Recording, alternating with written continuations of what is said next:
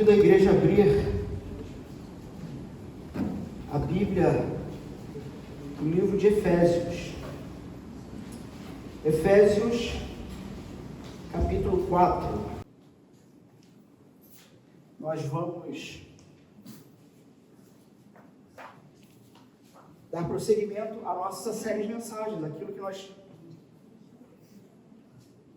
já estamos há algum tempo avaliando, pensando, medindo qual é o nosso compromisso pessoal diante desse tema, né? Uns aos outros, onde me parece ali na figura, né, de Jesus lavando os pés de seus discípulos, me parece que é a figura que melhor representa toda essa ideia de uns aos outros. Vamos abrir então em Efésios, capítulo 4.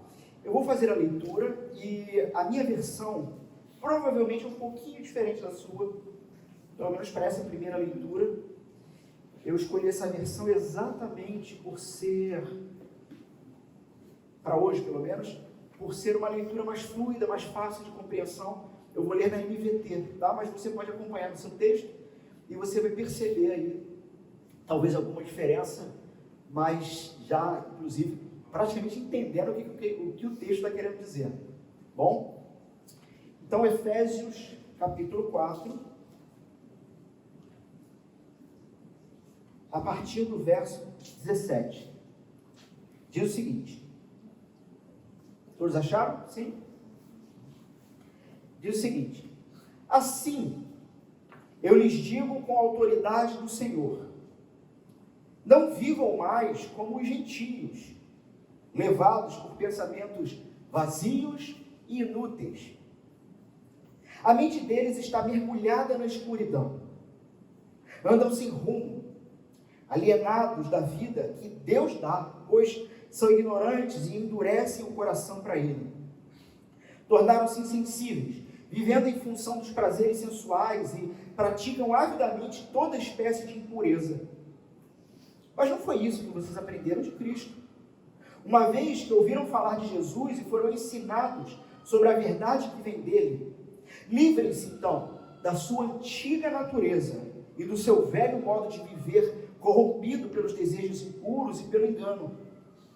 Deixem que o Espírito renove seus pensamentos e atitudes e revistam-se de sua nova natureza, criada para ser verdadeiramente justa e santa como Deus. Portanto, abandonem as mentiras e digam a verdade ao seu próximo, pois somos todos parte do mesmo corpo. E não pequem ao permitir que a ira os controle.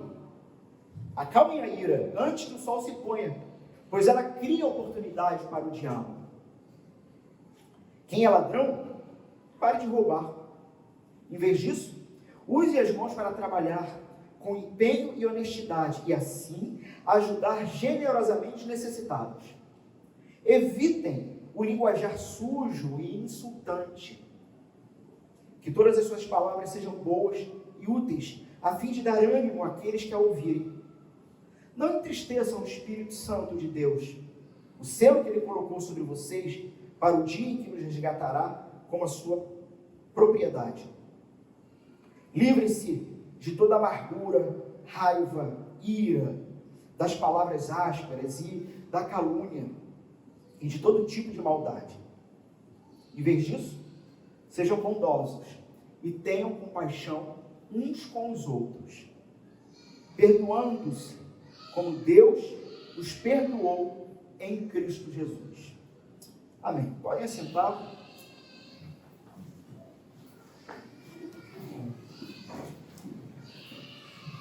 Vou deixar essa versão aqui do meu lado aberta.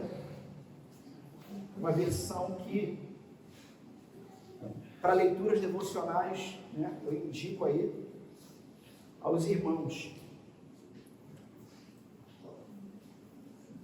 Nós vamos, na verdade, meio que trabalhar com 3 versões um pouco diferentes hoje.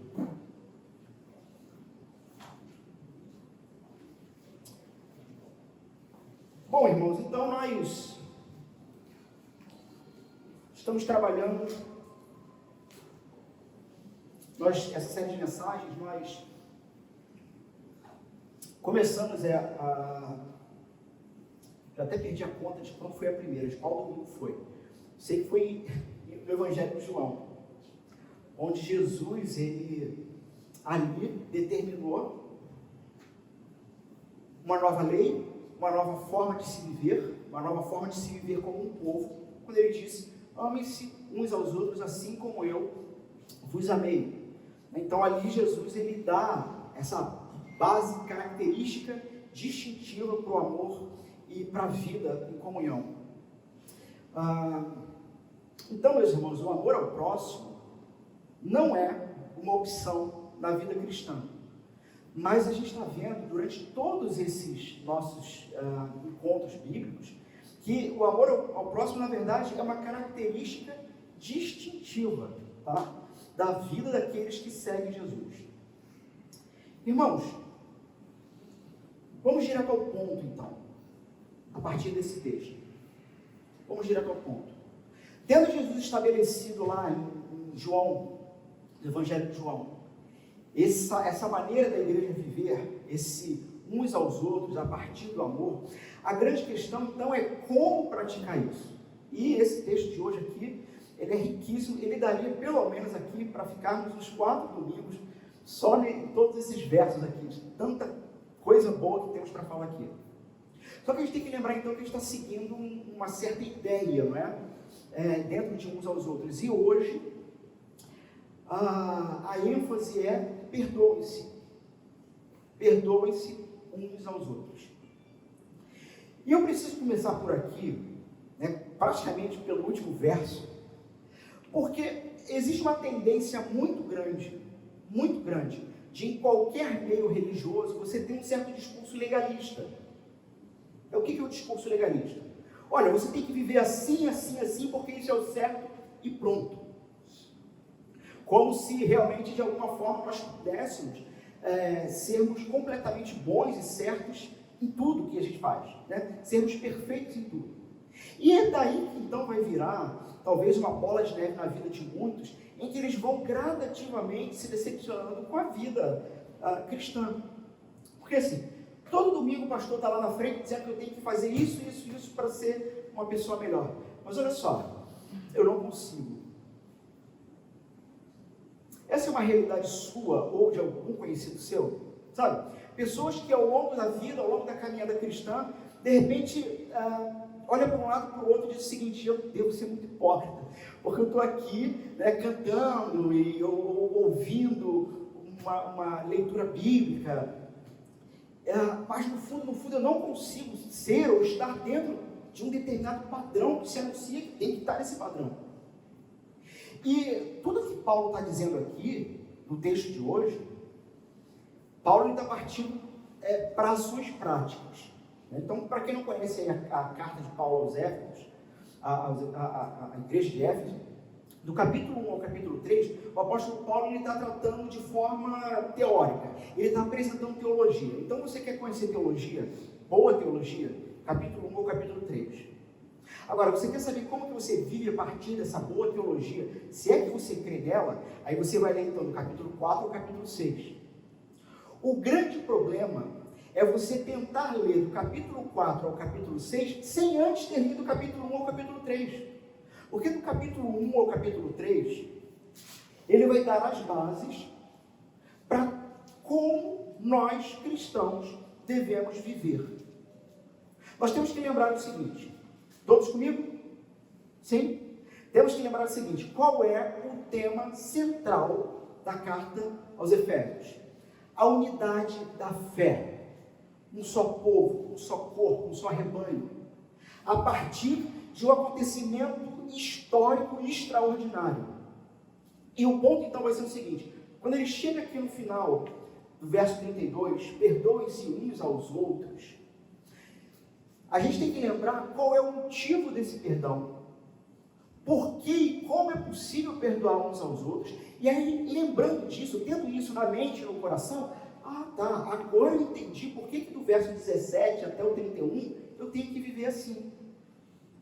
Por causa do que aconteceu lá na cruz. Irmãos, perdoar alguém é fácil?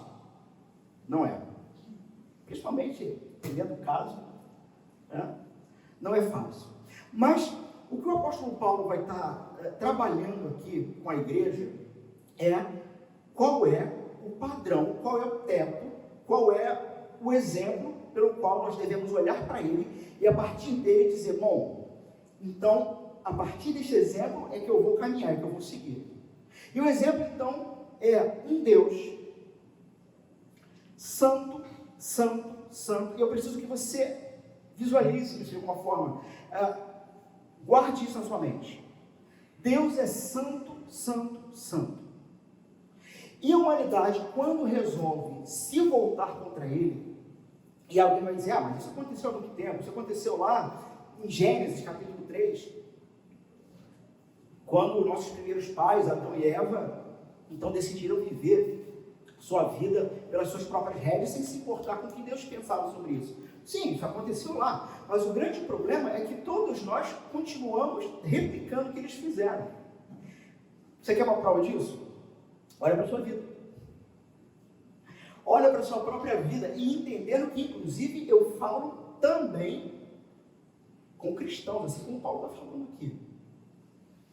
Por quê? Porque uma vez que fomos tirados do império das trevas e colocados no reino do Filho do amor, que é o reino de Cristo, iniciamos então uma nova fase, uma reconstrução.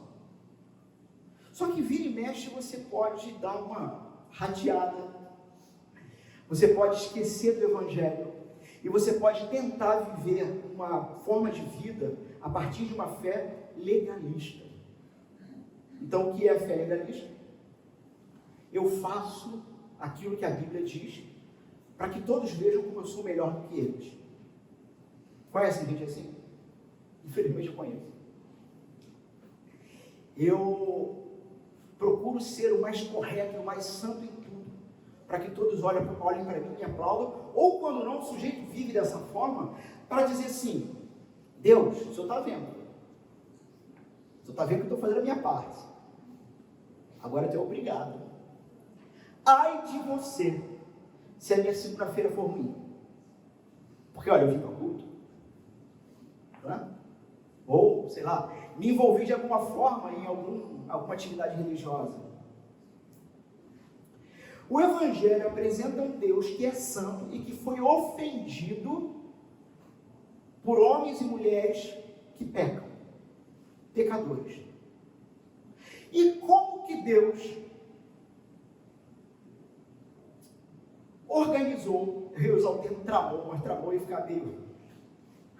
Como que Deus sintetizou, organizou a ideia para resolver esse problema? Porque é o seguinte, ele olha para a humanidade, ele olha para um povo e ele diz o seguinte, vocês estão afastados de mim, porque vocês estão cegos, entenebrecidos pela própria vida que vocês estão decidindo viver, e vocês não têm nenhuma condição de terem contato comigo, porque estão afastados pelo pecado. Mas eu quero trazê-los de volta para um relacionamento pessoal, e mais, se relacionando pessoalmente comigo, serão moldados, podados, dia a dia, sabe, domingo a domingo, de fé em fé, de encontro em encontro bíblico, serão podados a morrerem um pouquinho mais para aprenderem aí sim a viver em comunidade. Porque talvez um dos grandes problemas ou um dos grandes resultados do ser humano se afastar de Deus é o seu coração egoísta, que só quer viver para si. E como que Deus então resolve esse problema? Deus é o ofendido. Deus é o ofendido, que se inclina em direção ao ofensor e diz o seguinte, eu tenho algo contra você. E nós só poderemos caminhar juntos se você reconhecer que o que eu estou falando é correto. Sabe qual o nome que a Bíblia dá para esse ato? Confessar pecado. Lembra-se que falamos disso semana passada? Confissão de pecado, a palavra no grego, ela traz a ideia de homologação. Confessar é concordar com o que um justo juiz está afirmando. E o justo juiz, ele está dizendo, eu tenho algo contra você e nós não vamos caminhar juntos, enquanto você não concordar comigo. Confessando o seu pecado.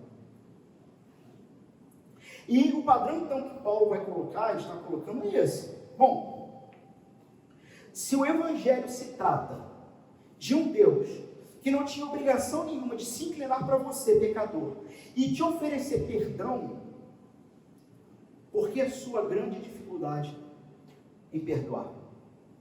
Por acaso você é melhor que Deus? Não.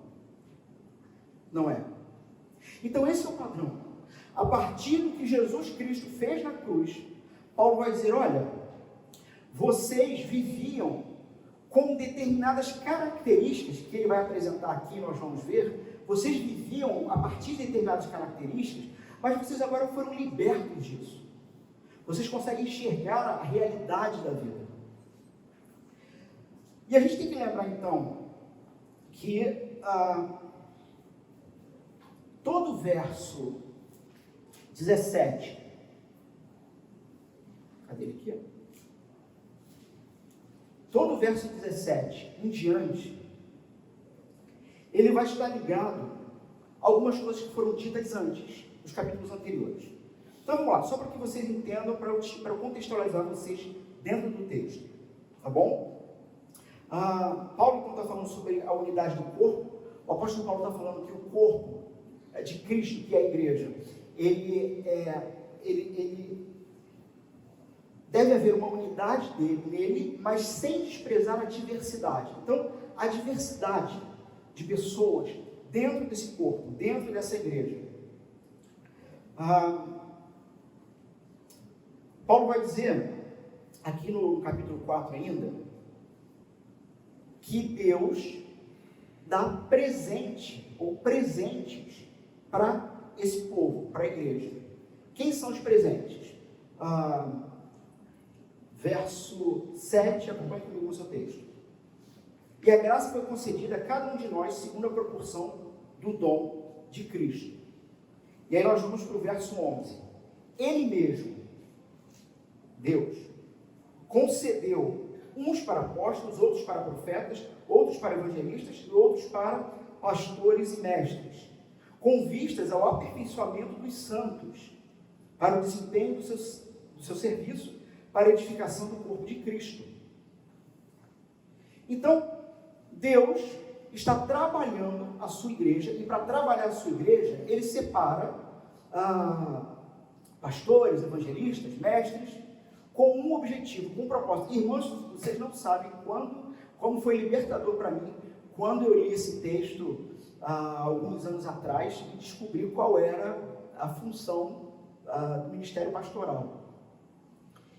E segundo Efésios capítulo 4, já falei isso para alguns aí, a minha função não é entreter vocês. A minha função não é deixar vocês alegrinhos, né, num domingo como esse. A minha função não é ficar fazendo média. Mas a minha função é, verso 12,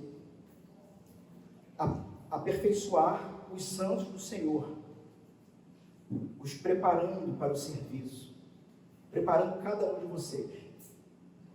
Então, Paulo vai construindo, né, toda essa ideia, e aí a partir do verso 17, ele começa um novo bloco de pensamento. Ele diz o seguinte, a ideia é o seguinte: a partir de tudo que vocês entenderam do Evangelho, que vocês foram resgatados das trevas, que vocês foram salvos dos seus pecados, perdoados dos seus pecados, tudo isso por graça, mediante a fé, vocês precisam aprender então a viver de uma determinada forma. Nós temos então aqui um chamado para uma vida diferente, e sempre lembrando que tudo isso está conectado com o verso 1 do capítulo 4. Olha o que diz o verso 1 do capítulo 4. Rogo-vos, pois eu, prisioneiro do Senhor, que andeis de modo digno da vocação a que fostes chamados. Então está aqui o apóstolo Paulo chamando a sua igreja, dizendo: olha só, vocês foram reconectados com Deus, vocês estavam afastados dele, vocês foram reconectados pelo que Jesus Cristo, o Filho dele, proporcionou, pelo que ele fez. Só que é o seguinte, não é uma obra, vocês não são ainda uma obra pronta. Existe uma caminhada, existe um processo Muitos aqui já devem ter ouvido eu dizer que só existem dois lugares em que você, para ser aceito, tem que se dizer muito ruim, né? Muito mal. A máfia e a igreja. Na máfia, se você não afirmar que é mal, não serve lá para dentro. E a igreja é a mesma coisa. No entanto, tendo afirmado a sua maldade, reconhecido o seu pecado, você entra agora nesse processo que Paulo está dizendo. Vocês então precisam aprender a viver de maneira digna ao que foi feito por vocês. O perdão do pecado de vocês. E aí no verso 17 e 19, o apóstolo Paulo vai tratar sobre uma determinada vaidade. Tá? E aqui eu uso o termo vaidade, não é vaidade de batom, de calça, sei lá, cara, não é isso. Mas é realmente um termo bíblico, aquela mesma vaidade que o pregador em Eclesiastes vai dizer, vai falar, né? Vaidade das vaidades, tudo é vaidade. A ideia de vaidade lá, e que eu estou usando aqui, é algo que é pueril. Essa é a ideia. Que passa rápido, que você não consegue tocar, que você não consegue controlar isso. E o apóstolo Paulo está dizendo o seguinte: pessoas que estão afastadas de Deus, e ele está dizendo, assim como vocês já foram um dia, elas têm uma determinada maneira de viver, e é uma maneira pueril, frívola, que não gera de fato nada, nem mesmo para a eternidade, quanto menos agora. Ou seja, o que gera são pessoas que passam a vida toda correndo, o que a gente chama, atrás do vento. Andam, trabalham, estudam, e no final das contas nunca há prazer, nunca há satisfação. Por quê? O apóstolo Paulo está dizendo, e é interessante, eu acho muito legal quando o apóstolo Paulo faz esse tipo de coisa, porque para ele estar falando isso aqui, irmãos, vocês concordam comigo que muito possivelmente haviam cristãos naquela época que ainda estavam assim? O que vocês acham? Me parece que sim. Me parece que essa é a ideia. Só que o apóstolo Paulo está desfazendo completamente aquela ideia absurda de que dentro da igreja todos são perfeitos. Porque ele está dizendo o seguinte: olha, existem alguns que já caminharam bem e que inclusive estão amadurecidos na fé. Nós pregamos um sermão sobre isso, lembra-se? Alguns que já caminharam na fé, inclusive já são fortes, já estão maduros na fé. Mas tem os irmãos mais fracos, que nós temos que apoiá-los e que ajudá-los. E da mesma forma, já aqui nesse texto em Efésios, o apóstolo Paulo está dizendo, olha, existem pessoas dentro da igreja que infelizmente ainda não estão vivendo do modo, de forma digna ao que foram chamados por Deus. Ele vai dizer, sabe como é que vocês estão vivendo?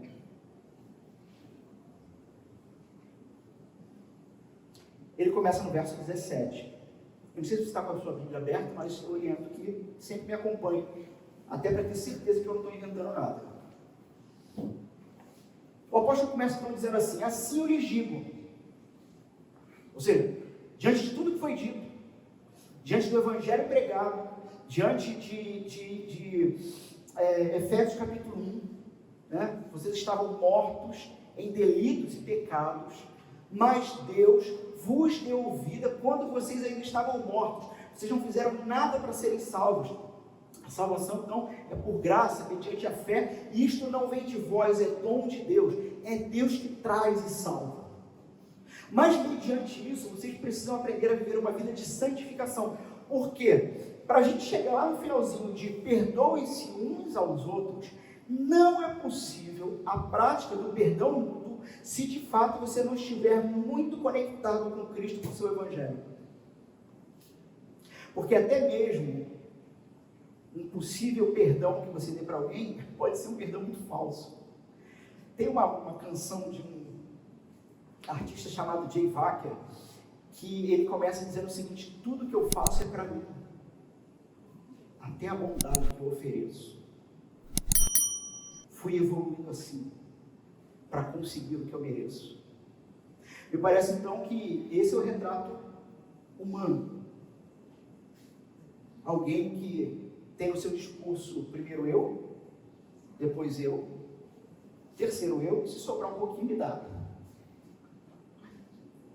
O apóstolo Paulo então vai dizer o seguinte: olha, eu lhes digo isso e insisto no Senhor, digo isto no Senhor, que não vivam mais como os gentios. Aqui o apóstolo Paulo está usando o termo gentio. Para quem não conhece, dentro da cultura judaica, o gentio era aquele que não fazia parte do povo de Israel.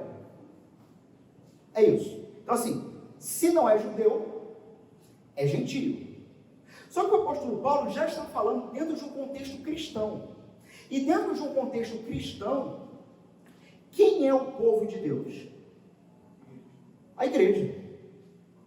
A igreja. Não é mais um Israel étnico, político, mas homens de todos os povos, tribos, línguas e nações que o Senhor Jesus resgatou com o sangue dele.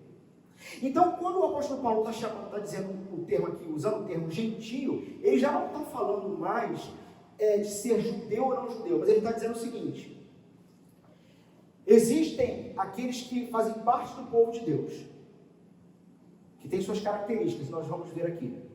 E existem aqueles que ainda não fazem parte do povo de Deus. A estes, então, Paulo está chamando de gentios, porque não têm aliança com Deus, não caminham nem com Deus, nem com o povo dele.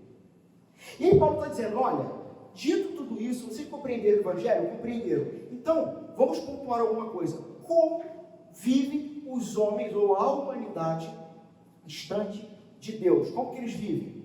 Vivem na futilidade dos seus pensamentos. Irmãos, isso aqui, a futilidade ou frivolidade dos seus pensamentos. A ideia aqui é o seguinte: pense por um instante em pessoas que não sabem nem por que estão vivos, sabe? Não tem razão para viver, não tem razão para acordar. Pessoas que vivem suas vidas numa rotina constante, quase que como numa gaiola de hamster, e que no final das contas já não sabem nem mais por que estão fazendo aquilo. Sabe? Trabalhando, estudando. Tem gente que não sabe nem por que está casado. Ou para que está casado. Se é que está casado. Se não está, tem que casar. Mas tem gente que não sabe. O apóstolo Paulo está dizendo aqui que o homem longe de Deus, ele vai criar, isso ele vai falar entre versos 17 e 19, ele vai criar para si próprio um complexo sistema de pensamento para auto-justificar a própria vida, sabe? Para dizer assim, eu vivo como eu quero, do jeito que eu quero, e ninguém tem nada com isso. Só que ele só faz isso porque ele bolou um sistema, porque ele bolou algo que fizesse sentido para ele. Então, o apóstolo Paulo está dizendo que pessoas que estão afastadas do Senhor acabam construindo a sua vida a partir de uma forma de pensamento que no final das contas não vai te levar a lugar nenhum. E ele começa dizendo o seguinte: há um problema inicial, o quê? Falta de luz. Eles estão obscurecidos no entendimento. Então assim, o grande ponto é,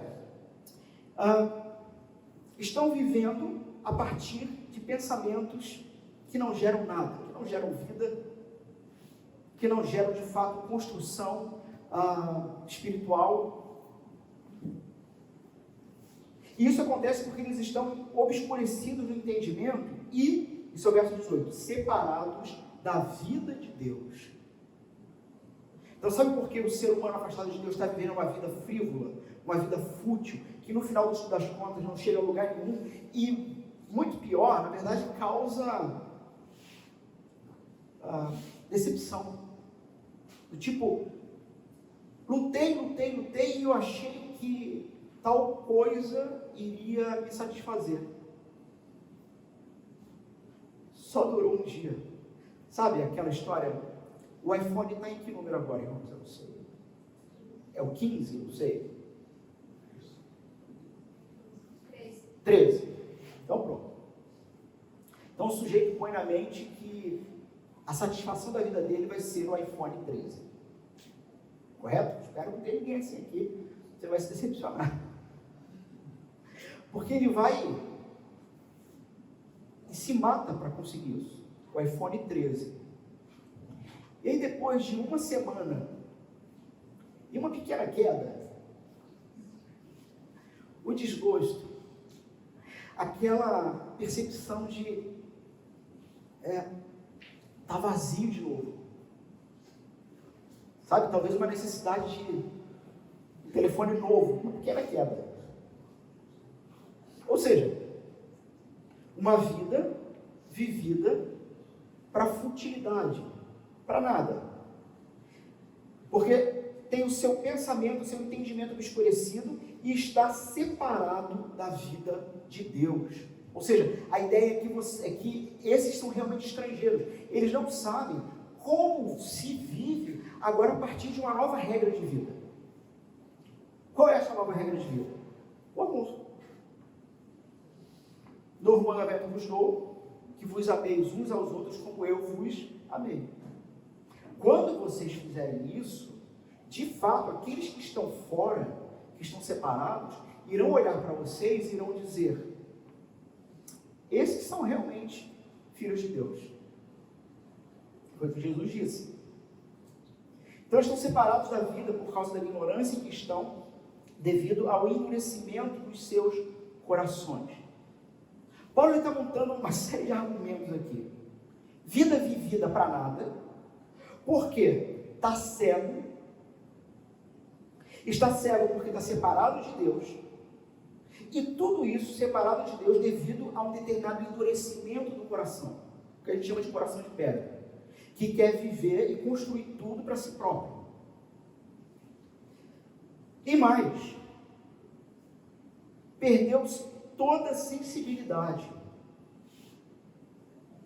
Ele está falando de pessoas, então, que vivem nesse mundo simplesmente para conseguir alegria, prazer pessoal, e que no final das contas perdeu a sensibilidade do que é verdadeiro, do que é belo, do que é de fato bom.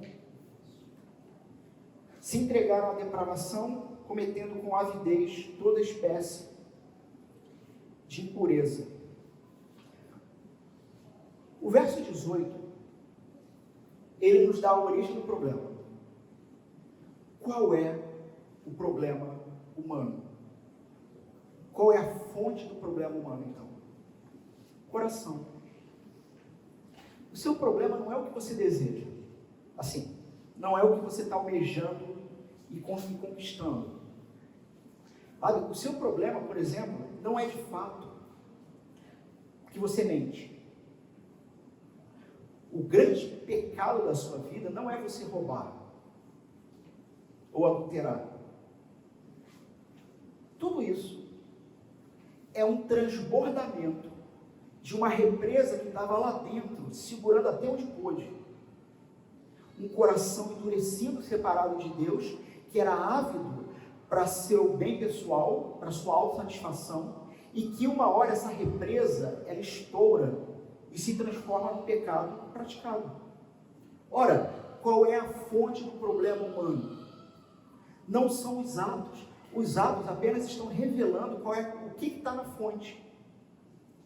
Portanto, irmãos, vai resolver de verdade a sua vida se você começar a viver como alguém certinho?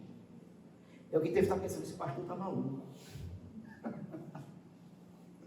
Esse pastor está doido. Quer dizer que não é para eu viver certinho, não? Não é isso que eu estou falando. Eu estou dizendo que tentar conquistar o agrado de Deus ou das pessoas à sua volta a partir das tuas próprias obras é apenas maquiar um coração que ainda está endurecido. O problema não é o que você faz. O problema é a fonte da onde você faz. Coração endurecido. E aí no verso 19 o apóstolo vai dar o resultado. Perdeu-se a sensibilidade para com a verdade e te levou a uma vida de sensualidade, de bobagem. De uma certa forma, o que o apóstolo Paulo está apresentando aqui é uma doutrina cristã chamada depravação total do homem, da humanidade. Do que se trata a depravação total do homem? Se trata da seguinte realidade: todos os homens nascem mortos espiritualmente, afastados de Deus e precisam se reconectar novamente com Deus. Só que eles, por conta própria, não têm a menor condição para tal ato, para tal coisa. Por isso foi necessário que Jesus assumisse o seu lugar, recebendo a sua culpa, morrendo por causa da sua culpa. Porque o coração do homem, por mais que venha a fazer coisas boas, está fazendo o que o poeta J. Wagner, que eu comentei agora há pouco, disse: tudo que eu faço é para mim, até a bondade que eu ofereço. O que o apóstolo Paulo está dizendo, então, é que essa é a realidade humana. É assim que vive o homem que não teme a Deus. Só que ele vai apresentar agora a transformação que ocorre para aqueles que estão em Cristo, a partir do verso 20. Veja, todavia, veja, esses que vivem essa vida sem direção e que no final das contas não chegarão a lugar nenhum e os levará a velhice frustrados, vocês são diferentes deles. Não porque os seus atos são diferentes, e esse é o ponto. Não é uma questão apenas de atos. Vocês são diferentes deles, porque o coração de vocês foi transformado pelo Evangelho de Cristo, dando condições a vocês de agora viver de maneira diferente. Todavia, não foi assim que vocês aprenderam de Cristo. De fato, vocês ouviram falar dele e nele foram ensinados, de acordo com a verdade que está em Jesus. Então Paulo está dizendo, olha, eles vivem assim. Vocês agora são livres para viverem de outra forma. Vocês agora têm alegria, uma alegria diferente. Quando olham ao seu redor e sabem que estão livres dos seus pecados, porque Jesus Cristo os perdoou na cruz. Ora, se eu estou livre do meu pecado, eu posso sorrir. E se eu posso sorrir, eu posso definitivamente viver de uma maneira objetiva, que agrade a Deus. Mas veja, como resposta de amor a Deus, e não numa tentativa de comprar o sorriso dele. Paulo então apresenta essa maneira melhor, essa maneira a partir de Cristo. Como isso? Isso aqui é espetacular. Vou ler do verso 22 ao 24. Quanto à antiga maneira de viver, ou seja, antes de vocês terem a mente e o coração de vocês mudados, vocês foram ensinados então a despir-se daquele velho homem. Paulo está usando uma linguagem como se fosse o seguinte: você vivia caminhando pela vida vestido de trapo velho, sabe? Vivendo de... Me veio aqui à mente uma ilustração de C.S. Lewis. Ele diz o seguinte: Deus tem uma mesa farta, com um banquete real, querendo oferecer para cada um de nós.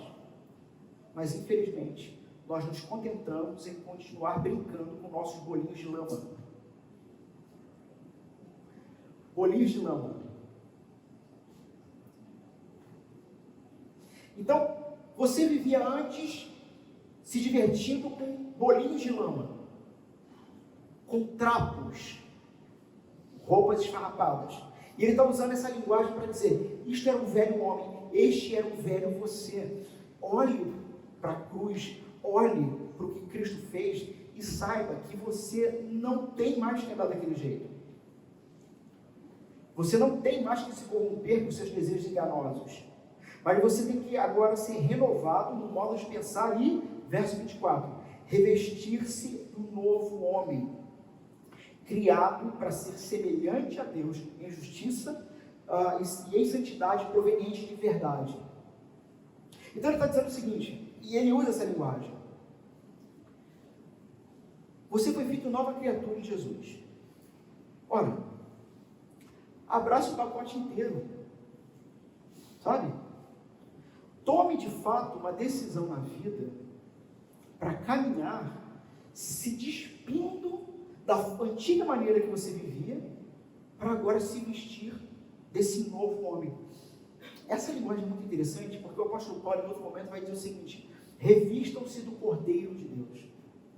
Irmãos, Jesus Cristo é este novo homem que nos cobre, ou que nos veste, não agora com as nossas obras, que Paulo já mostrou aqui, que não valiam nada, mas que nos veste com o sangue dele. E pelo sangue dele, quando o Pai dele olha para você, ele não vê mais você, ele não vê mais o seu pecado, ele olha para você e ele enxerga o Filho dele, e ele enxerga você dia a dia, botando mais uma peça de roupa do Filho dele, cada vez mais se parecendo com o Filho dele. Irmãos, qual vai ser a consequência natural disso? Sim, é cada vez mais você se tornar alguém maduro na fé, é cada vez mais você se tornar alguém que tem capacidade de ajudar o seu irmão. E aí, na sequência, o apóstolo vai mostrar o seguinte: que esse revestir-se de Jesus, desse novo homem, como que isso se manifesta na prática? Então, vamos ser práticos? Vamos ser práticos. E é muito interessante isso aqui, porque o apóstolo Paulo, então, ele está deixando muito clara a base da transformação humana. Fé no que o Senhor Jesus Cristo fez por você. Ou seja, somente Jesus pode fazer por você o que o coach não pode fazer. Irmãos, nós somos, infelizmente, a humanidade, nós somos de muita teoria. Eu não sei vocês, nós somos de muita teoria. O apóstolo Paulo agora vai para a prática aqui, do que ele está falando, a partir dos versos seguintes. Ele está indo para a prática. Ele está dizendo o seguinte: olha, não adianta só entender a doutrina, não adianta somente guardar no coração, mas agora ela tem que ir para as mãos, ela tem que virar ação prática, né? E eu vinha dizendo, a gente é de muita teoria. Sabe aquele negócio assim? Alguém pergunta para você, e aí, como é que está a saúde? E aí, qual é a sua resposta, talvez mais simples? Eu fui ao médico. Não significa nada. Só fui no médico. Sim, mas e aí, o que você está fazendo? Ou então aquela ideia que a gente tem assim: poxa, eu tenho que arrumar minha casa, arrumar o meu escritório. Só porque você pensou, na tua cabeça tu acha que está feito. Entende o que Paulo está combatendo? Pronto. E aí, está na academia? Está pago. Por quê? Porque nós somos pessoas assim, que pensamos em teorias e na nossa cabeça aquilo aconteceu, está acontecendo. Enquanto que o apóstolo vai dizer: não, agora vamos para a prática. Sabe?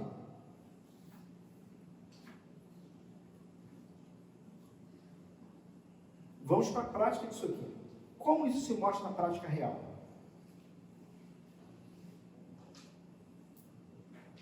Cristo cumpre tudo que é necessário para que você possa agradar a Deus. Só é possível a mudança porque Cristo a proporcionou de fato. Então, somente Cristo, através do Espírito, vai de fato te levar a essas ações práticas que a gente vai ver na sequência. Sermões de autoajuda não vão te ajudar a mudar. Louvorzão não vai te ajudar a mudar. Sermões de vitória não vão te ajudar a despir-se, a despojar-se do velho homem. Tendo deixado claro que essa prática só é possível por causa de Jesus, vamos então para elas. A mudança de uma nova criatura passa por ações concretas. Tem um autor chamado John Stott, que quando ele comentou esse texto, ele disse o seguinte: ninguém pode ser bom na teoria, tem que ser bom aqui, no mundo real, onde as pessoas habitam. E o apóstolo Paulo começa então falando sobre uma série de mudanças. A primeira é a mudança da falsidade para a verdade. Portanto, cada um de vocês deve abandonar a mentira e falar a verdade ao seu próximo, pois todos somos membros uns dos outros. A gente tem que lembrar que o apóstolo Paulo está usando aqui aquela analogia do corpo, não é? Então, imagine o seu corpo mentindo para ele mesmo. Por exemplo, imagine que o joelho se rala e os olhos perguntam: está tudo bem? E o joelho diz: está tudo ótimo. Paulo está usando várias vezes essa ideia de corpo, né? Do corpo mentindo para o corpo, ou de você mentindo para você mesmo.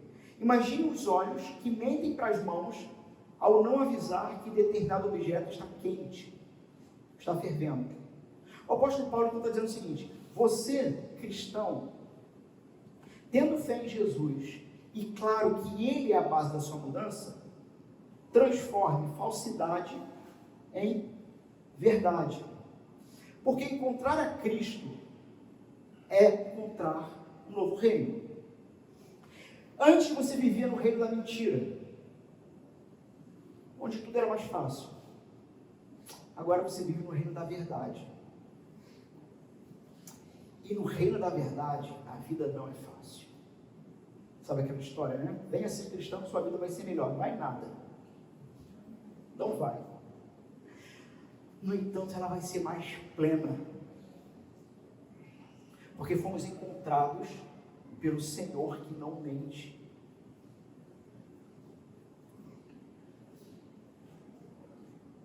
Uma mudança de ira para paz.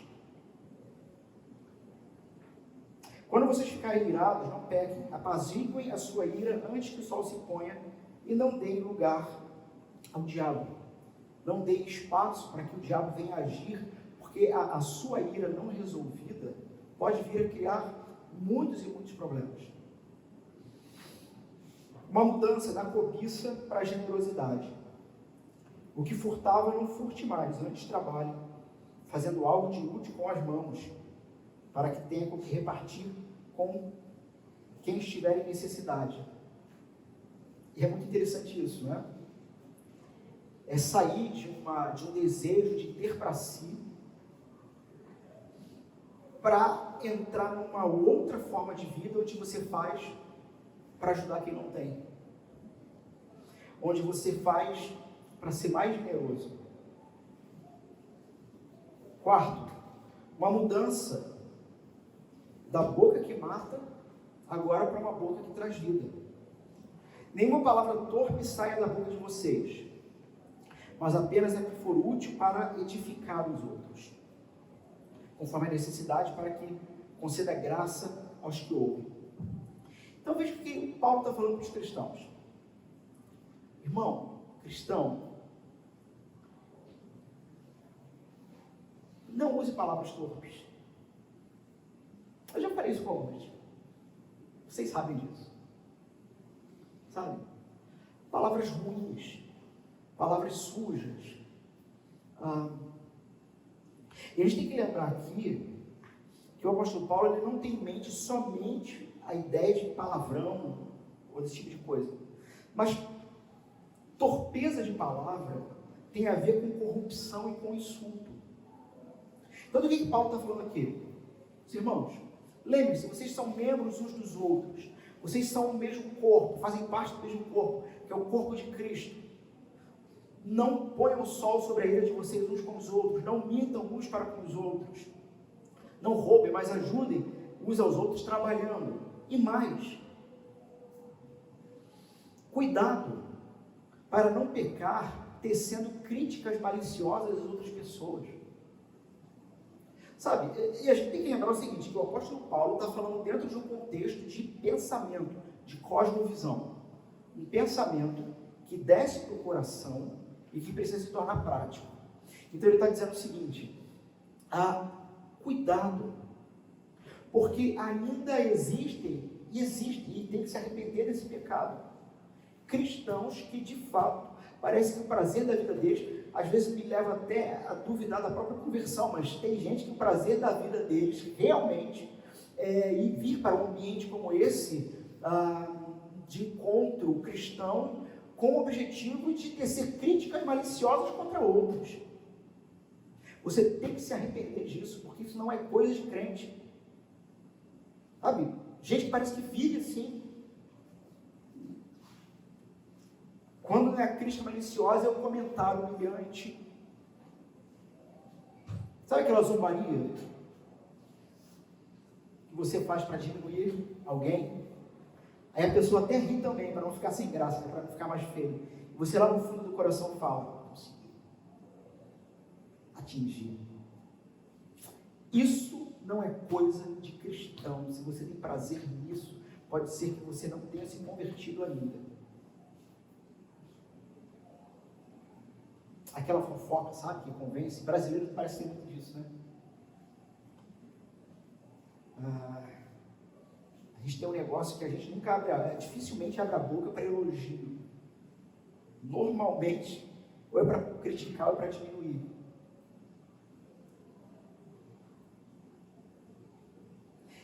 E o oposto disso, o apóstolo está dizendo que, ao invés de ter esse tipo de prazer,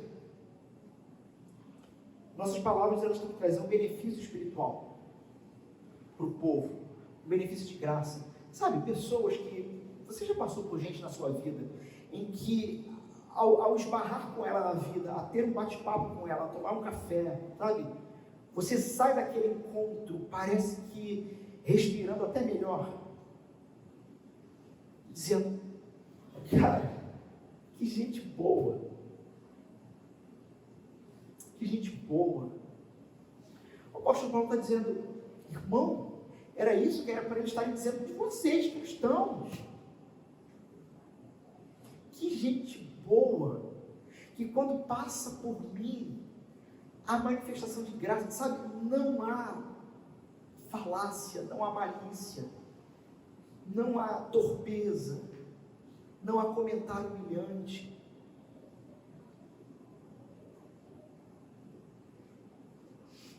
O apóstolo Paulo continua dizendo, então, no verso 30, não entristeçam o Espírito Santo de Deus, com o qual vocês foram selados para o dia da redenção. Então, meus irmãos, entristecemos a Deus quando não vivemos de um modo digno ao sacrifício de Cristo. Ué, pastor, é possível entristecer a Deus? Este livro está dizendo que é. É possível, sim. O que ele não está dizendo é que você vai ser cortado do reino. E eu acho que isso é mais constrangedor ainda. Quer dizer que não viver do modo digno ao que Cristo me chamou entristece a Deus, entristece. E ainda assim ele não vai me cortar do reino. Não vai te cortar do reino. Pelo contrário, ele vai botar alguém na sua vida, ou a própria palavra dele aberta, e através do Espírito, te levar a contrição e arrependimento. É por isso que todo culto público nós iniciamos com confissão de pecado. Porque todo mundo tem muito pecado para confessar o tempo todo. Eu sou. E por que você está dizendo que você não é cortado do reino de Deus? Porque o apóstolo está dizendo que o Espírito de Deus, embora possa se entristecer porque você não está vivendo da forma digna ao chamado que ele fez a você, ainda assim você está selado, você está seguro, você está garantido até o dia da redenção final. Irmãos, o Evangelho e o cristianismo se tratam então da história do Filho de Deus, Jesus Cristo, que nos comprou com o sangue dele. E veja, fomos comprados pelo sangue dele, mas continuamos vivendo aqui nesse mundo. E o que vai garantir que o povo dele, que esse povo, que nós, povo que tropeça, o que vai garantir que o povo dele chegue até o fim, o que vai garantir que o povo dele não se perca no meio do caminho, não somos nós mesmos. É por isso que nós afirmamos graça. É por isso que nós afirmamos a necessidade de lidarmos uns com os outros, inclusive pela mesma graça e misericórdia. Porque o que está sendo dito é que a garantia que nós temos, que vamos chegar até o fim, até o dia da redenção final, mesmo que pequemos, A garantia é que Jesus colocou para selar o seu povo, nada mais, nada menos do que a terceira pessoa da Trindade. O Espírito Santo de Deus é o selo que garante que o seu povo vai chegar até o fim. É muito interessante que a gente vê exatamente isso. Se vocês quiserem me acompanhar, lá em Efésios capítulo 1, lá no primeiro capítulo, olha o que diz o verso 11 ao 14. Diz o seguinte: nele, digo, no qual fomos também feitos herança, predestinados segundo o propósito daquele que faz todas as coisas, conforme o conselho da sua vontade, a fim de sermos para o louvor da sua glória, nós, os que de antemão esperamos em Cristo, em quem também vós, depois que ouvistes a palavra da verdade, o evangelho da nossa salvação, tendo nele também crido, fostes selados com o Santo Espírito da promessa, o qual é o penhor da nossa herança, até o resgate da sua propriedade, em louvor da sua glória. O que o apóstolo Paulo está usando aqui é aquela ideia do selo de um documento romano, do Império Romano. Como é que era aquilo? O imperador, o general, tinha que mandar uma determinada carta, um determinado documento para uma outra instância, para um outro local. E aí você tinha um entregador que ia pegar a cavalo aquela carta e ia levar. Mas qual era a prova de que aquela carta não foi violada, que aquele documento não foi adulterado? Que quem enviava tinha o seu selo pessoal. Então se derretia cera, tipo de vela mesmo, e aí pegava-se aquele selo e fechava a carta. E aquele selo endurecia, aquela cera. Se a carta chegasse no seu destino com aquele selo quebrado, significa que foi rompida no meio do caminho, né? Então o selo era a garantia que a carta ia chegar intacta. A linguagem que o apóstolo Paulo está dizendo é o seguinte: o próprio Espírito Santo de Deus é a garantia de Deus que aconteça o que acontecer, nós sempre seremos levados à reflexão de pecado, a arrependimento por amor dele mesmo, e assim, em Cristo, seremos garantidos até o fim. E talvez uma das ideias de Paulo é: se isso é uma verdade, olha, viva de maneira digna essa verdade, de que você está garantido nele até o fim. Uma outra realidade então, que o apóstolo Paulo também nos traz aqui é a própria ideia de que, sim, o Espírito Santo, ele é uma pessoa. Sabe, tem gente que acha que o Espírito Santo é uma energia. Já pensaram, já viram alguma coisa assim? Tem gente que pensa que o Espírito Santo é a força ativa de Deus. Tem essas coisas assim, né? Mas, irmãos, o que é? O Espírito Santo, ele não é uma energia. Sabe o que é uma energia? Eu não sei nem, eu sei que nós temos físicos aqui de plantão, né? Depois eles podem ajudar melhor, mas basicamente, de forma leiga, ali a lâmpada está acesa por energia. Energia é o que está fazendo tudo isso aqui funcionar. Só que energia não tem sentimento. Energia não se entristece. O Espírito Santo de Deus pode se entristecer. Logo, ele é uma pessoa, sabe? Ele não é uma força, como uma força da gravidade. A gravidade, ela não se entristece. Mas o Espírito Santo de Deus pode se entristecer. E ele se entristece quando crentes preferem imitar a maneira de agir do mundo caído, ao invés de imitar o próprio Cristo. Livre-se, então, se tudo isso é uma realidade, livre-se de toda amargura, a cólera, a indignação, ira, gritaria, blasfêmias e de toda a maldade. Paulo volta de novo à figura do velho homem, tá? Alguém que segue os antigos caminhos. E a ideia dele é assim: vocês estão entendendo o que eu estou falando? Vocês estão entendendo que vocês precisam viver de forma digna e que essa forma digna tem que desembocar em questões práticas? Então, se livre dessa figura triste de uma humanidade que vive com essas características. Amargura. John Stott vai dizer que o termo amargura que poderia ser bem traduzido como espírito azedo. Livre-se do azedume, sabe? Livre-se da conversa azeda. Que as nossas conversas sempre tragam graça, misericórdia e alegria. E veja, muitos cristãos ainda são caracterizados por isso. Muitos aqui têm tempo de caminhada na igreja, já viram muita coisa. Já viram muitas coisas. E a impressão que eu tenho é que quase que esse tipo de vida dentro das igrejas, instituições religiosas, tem se tornado uma regra. Pessoas parecem que cada vez mais amargas na própria vida. Uma amargura constante. Uma amargura constante com a vida, uma amargura constante com tudo. Ele está dizendo, meu irmão, se você é liberto em Jesus Cristo, você tem liberdade em Jesus para se livrar desse tipo de vida onde você o tempo todo é vítima de tudo. E que nada te satisfaz, nada te traz alegria, e que inclusive o culpado dos problemas da sua vida sempre é o outro e nunca você mesmo. Livre-se desse tipo de vida. Isso é azedo, cheira mal.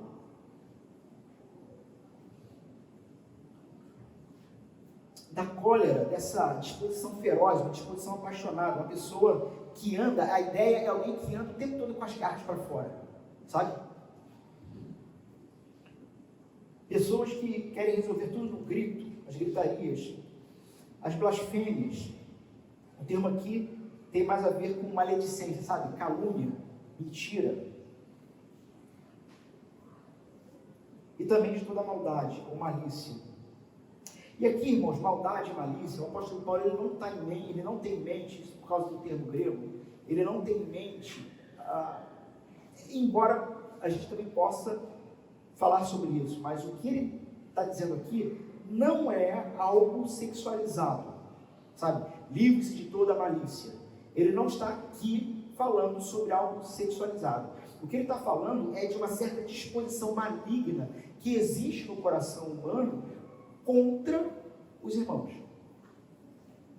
Uma disposição negativa, uma disposição maligna contra as pessoas.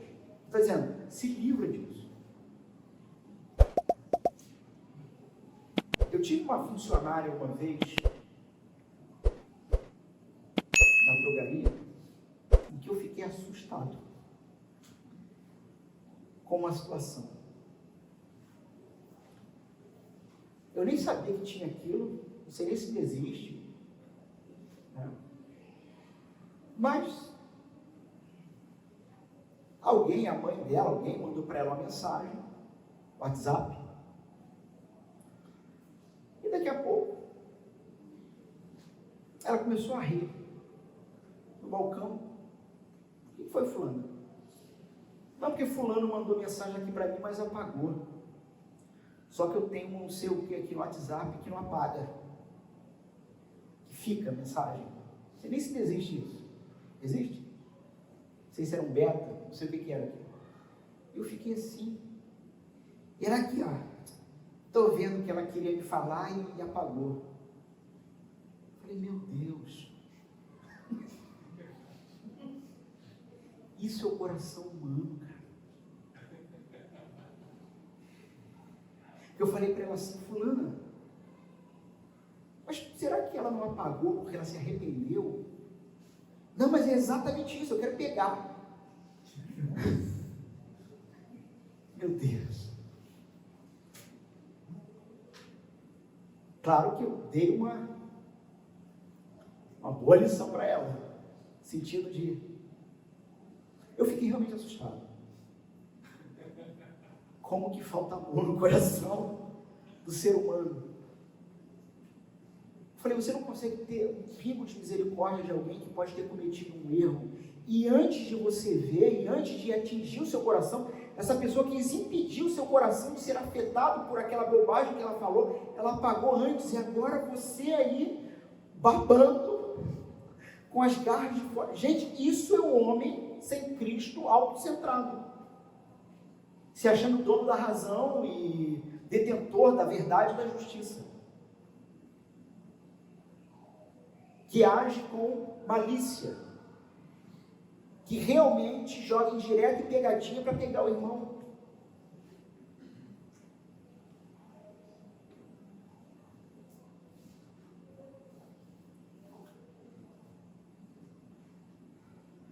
São até cristãos, mas se relacionam com a igreja a partir disso, sabe? E é isso que Paulo está dizendo.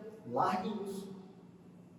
Porque vocês estão se relacionando com a igreja a partir de amargura, de braveza, de gritaria, de ficar falando mal das pessoas. Lógico, meus irmãos, que nem todos apresentam tudo do mesmo nível, né? Alguns fazem um pouco mais, um pouco menos. Mas, meus irmãos, deixa eu falar um negócio para vocês. Bom, e essa é uma das características do púlpito desta igreja, que é a transparência. Isso aqui eu não estou falando de ninguém, eu estou falando de vocês. Não estou jogando conversa. Não. Estou falando de você. Você se encaixa aqui, em algum desses pontos, você tem que tomar uma decisão na sua vida, porque você foi livre em Jesus para isso.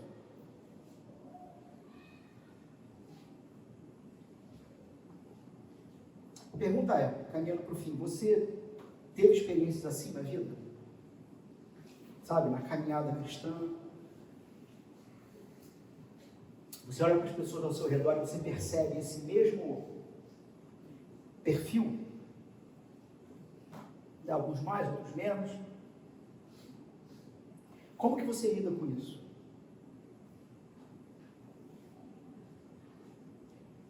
Vamos voltar a falar aqui especificamente então, sobre igreja.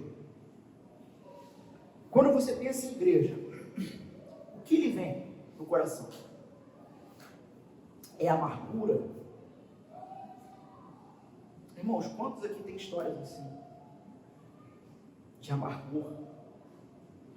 Porque ficaram talvez tanto tempo vivendo um processo religioso legalista.